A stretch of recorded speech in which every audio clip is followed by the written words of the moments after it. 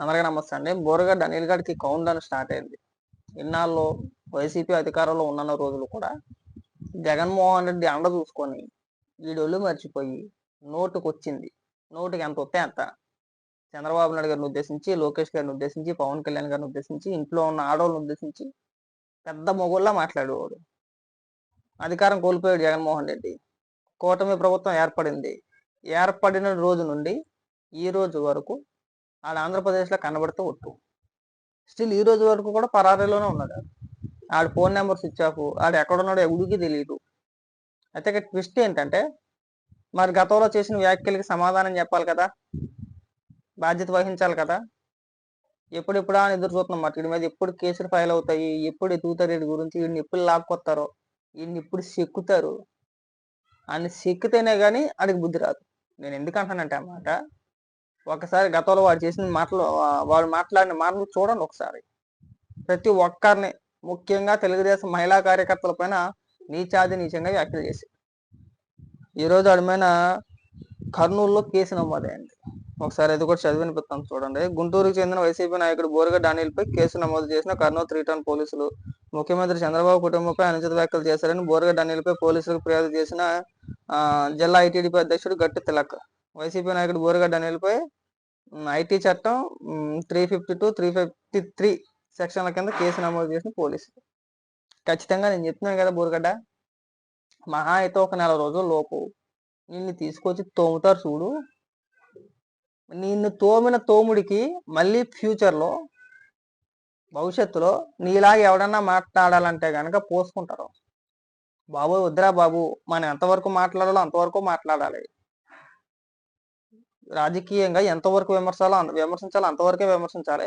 మనం ఎక్కువ విమర్శించకూడదు. ఎక్కువ విమర్శించామంటే గతంలో బోరగడ్డ అనిల్ కానీ చెక్కేశారు ఒక రౌండ్, అలాగే ఇప్పుడు మనం చెక్కేస్తారనే భయం నీలో ఖచ్చితంగా కలుగుతుంది. చూడు, నిన్ను చూసి గుర్తుకొచ్చింది అందరికీ కూడా.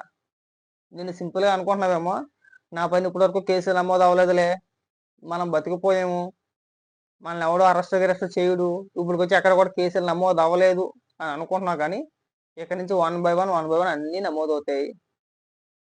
పెద్దగా రాలిపోయావు కదా, ఇప్పుడు నేను పేలుతారు మాట. మేము ముందే చెప్పాం, రాలిపోమ్మకంట్రా, ఎక్కువగా పేలిపోతున్నారా, ఎంత నోటికి ఎంత వస్తే అంత మాట్లాడుతున్నారు, కొద్దిగా తగ్గించుకొని మాట్లాడంటారా అంటే విన్నారు కాదు.